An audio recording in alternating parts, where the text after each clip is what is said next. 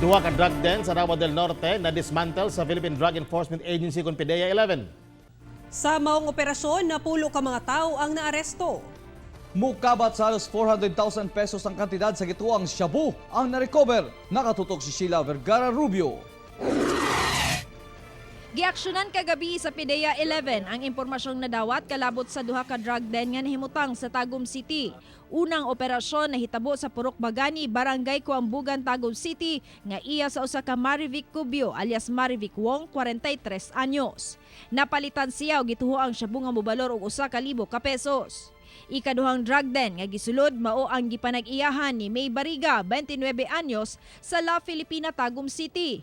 Napalitan usab siya og usa ka sachet sa gituang shabu nga mobalor og 1,000 pesos. Because of the report of the neighbors, no, gamit daw dito sa ila, matingala sila naggawa sulod ng mga tao, no?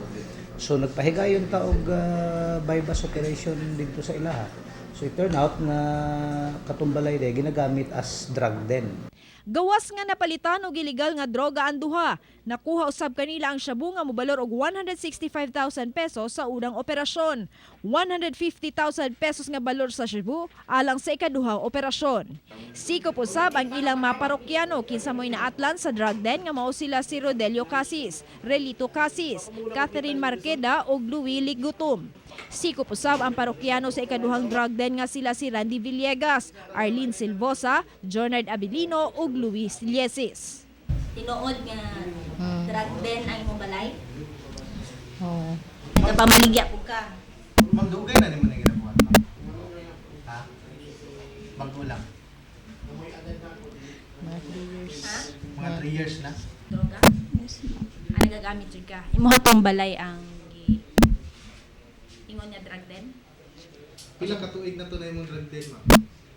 Lang ito is. Okay, tuig. Ano naka-desisyon man po ka nga himuon na lang pong drug den? Ha? Ikaw po mismo nagabaligya og shabu? Ha? Kasong paglapas sa RA 9165, Sections 5, 6, 7, 11, 12 ug 15 ang mapasaka batok sa mga dinakpan. Ako si Sheila Vergara Rubio para sa One Mindanao.